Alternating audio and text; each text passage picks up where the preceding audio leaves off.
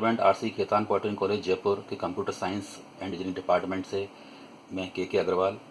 और आज जो हम लेक्चर डिस्कस करेंगे उसका टॉपिक है डिस्ट्रीब्यूटेड ऑपरेटिंग सिस्टम, और सब्जेक्ट इसका रहेगा operating system principles. Subject code इसका CS 203। तो सबसे डिस्कस करते हैं डिस्ट्रीब्यूटेड ऑपरेटिंग सिस्टम क्या होता है। ठीक है, a distributed system is a collection of independent computers that appears to the users of the system as a single computer। ठीक है, तो डिस्ट्रीब्यूटेड ऑपरेटिंग सिस्टम क्या है कि कलेक्शन होता है इंडिपेंडेंट कंप्यूटर्स का। ठीक है, अलग अलग कंप्यूटर्स हैं। ठीक है, उनके पास अपने अलग अलग मेमोरीज भी सेपरेट, अपनी खुद की मेमोरी है, उनके पास खुद के CPU हैं। तो इंडिपेंडेंट जो कंप्यूटर्स हैं उनका ये एक कलेक्शन होता है, और वो सिस्टम क्या है, वो आपस में एक दूसरे से जुड़े हुए रहते हैं। ठीक है, it consist of multiple computers that do not share a memory. ठीक है, तो ये कैसे हैं, ये मल्टीपल कंप्यूटर्स हैं लेकिन ये क्या है, मेमोरी को शेयर नहीं करते हैं। ठीक है, each computer has its own memory, इनकी खुद की मेमोरी होती है। ठीक है, इन कंप्यूटर्स खुद की मेमोरी होती है। ठीक है, और इनका खुद का ही ऑपरेटिंग सिस्टम होता है। ठीक है, इंडिविजुअल जो सिस्टम है, जो कंप्यूटर है, उसके पास खुद की अपनी मेमोरी होगी और अपना खुद का इसका ऑपरेटिंग सिस्टम होगा।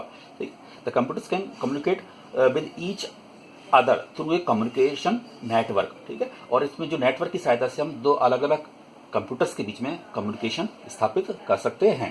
ठीक है, ये होता है पूरा डिस्ट्रीब्यूटेड ऑपरेटिंग सिस्टम। ठीक है, अब इसके क्या क्या एडवांटेज हैं, डिस्ट्रीब्यूटेड ऑपरेटिंग सिस्टम के क्या एडवांटेजेस होंगे इसके।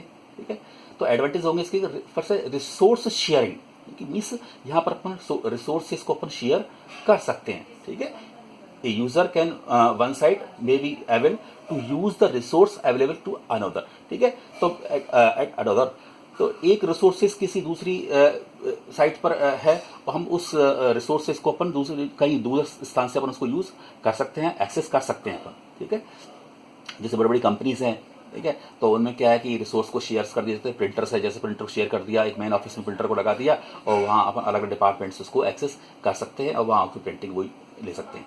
ठीक है, दूसरा है इंक्रीमेंटल ग्रोथ। ठीक है, तो incremental growth means as requirement on the processing power grow.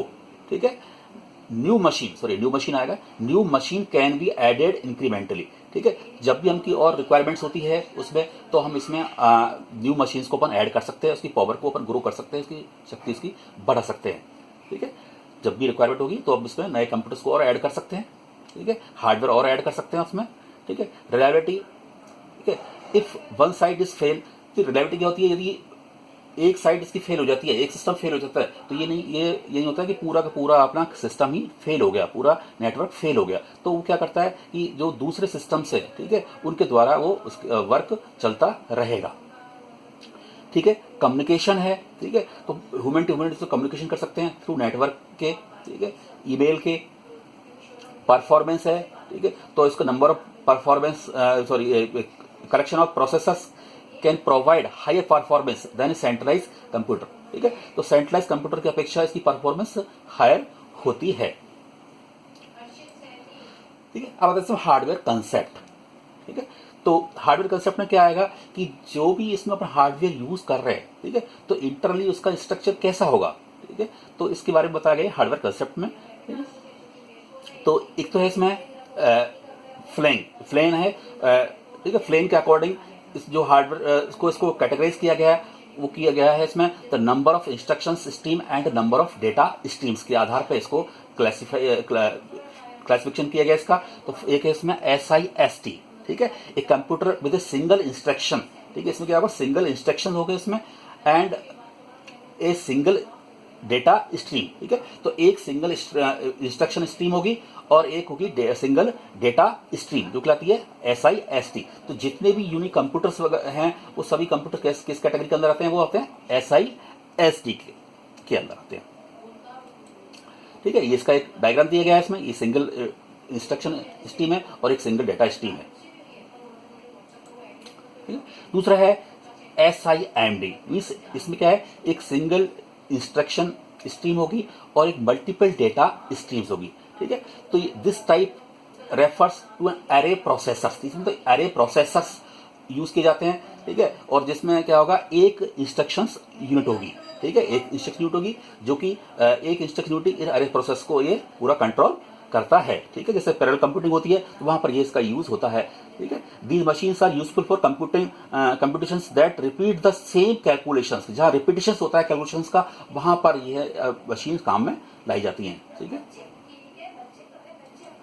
जैसे यहाँ पर ये SIMD का इसमें डायग्राम दिया गया है इसमें, ठीक है। तो सिंगल इंस्ट्रक्शन स्ट्रीम है इसमें और मल्टीपल डेटा स्ट्रीम है इसमें। दूसरा है MIST। द MIST है the next category is MIST multiple instruction stream और सिंगल डेटा स्ट्रीम, ठीक है। तो इसमें मल्टीपल इंस्ट्रक्शन स्ट्रीम होती हैं और एक डेटा स्ट्रीम होती है सिंगल होगी, ठीक है। तो इस तरह का कोई no known computers fit this model, इस मॉडल में कोई भी कंप्यूटर फिट नहीं होता है, ठीक है। तो सबसे ज्यादा यूज होती है MIMD। तो MIMD finally comes MIMD which essentially means a group of independent computers, ठीक है। तो MIMD क्या था, मल्टीपल इंस्ट्रक्शन स्ट्रीम होती है और मल्टीपल डेटा स्ट्रीम होती है, ठीक है। तो MIMD को क्या किया यहाँ पे क्लासीफाई किया गया इसमें, ठीक है। एक तो दो कैटेगरीज में क्लासिफिकेशन किया गया इसका, मल्टी प्रोसेसर और एक है मल्टी कंप्यूटर्स, ठीक है। तो मल्टी प्रोसेसर क्या हो गया, CPU शेयर्स एक कॉमन मेमोरी, ठीक है। तो मल्टी प्रोसेसर क्या करते हैं, CPU शेयर्स एक कॉमन मेमोरी, जो इसके CPUs होते हैं वो कॉमन मेमोरी को शेयर करते हैं। मल्टी प्रोसेसर मींस प्रोसेसर बहुत सारे प्रोसेसर है लेकिन मेमोरी उनके पास शेयर मेमोरी है, ठीक है। दूसरा है मल्टी कंप्यूटर्स, ठीक है। तो मल्टी कंप्यूटर्स क्या करता है कि इसमें प्रत्येक कंप्यूटर की अपनी अलग खुद की मेमोरी होगी, इसमें CPU हैव सेपरेट मेमोरी, ठीक है, खुद की मेमोरी होगी, ठीक है।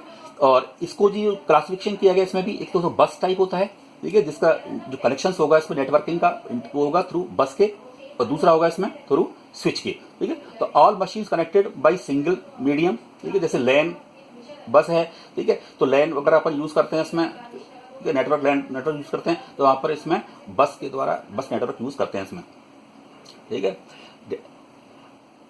दूसरा है स्विच डे, ठीक है। तो single wire from machine to machine with possibly different wiring patterns, ठीक है। तो यहाँ पर एक स्विचेस वगैरह यूज करते हैं, ठीक है। जो डेटा इसमें जो है जो कनेक्शंस होंगे इसके वायर कनेक्शंस होंगे वो कैसे एक ग्रिड फॉर्म में होते हैं इसमें, ठीक है। जिस तरह से इसमें दिया है यहाँ पर ये, और ये तो MISD है और ये MIMD के डायग्राम्स यहाँ बनाए गए।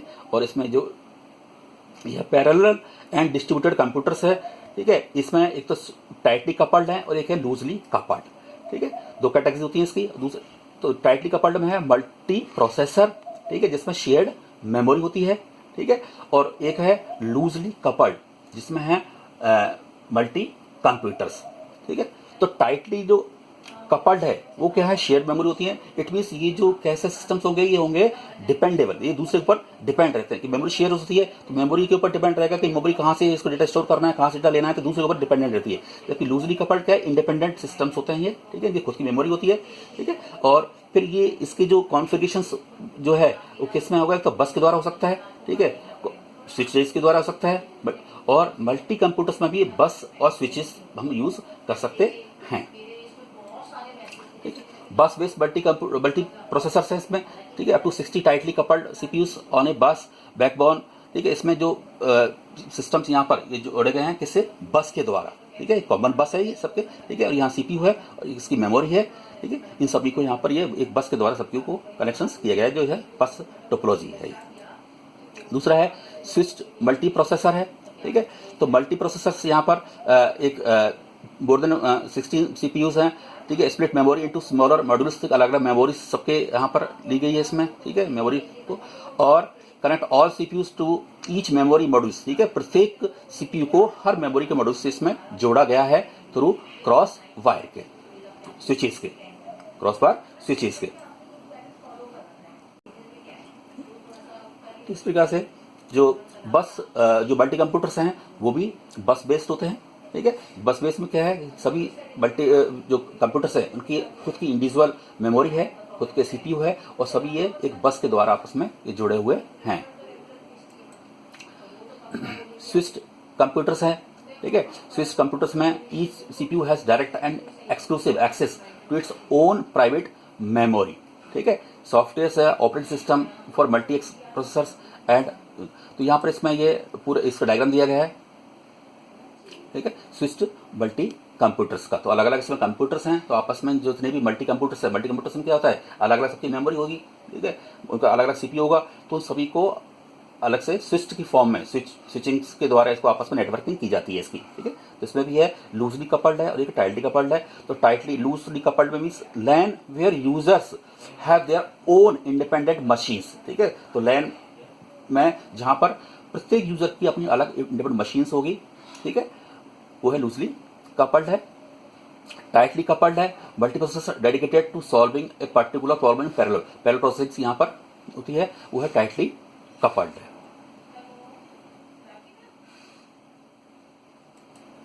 ठीक है। इन दोनों के डायग्राम दिए गए हैं यहाँ पर, ये ग्रेड फॉर्म में है, स्विचेस। Thank you.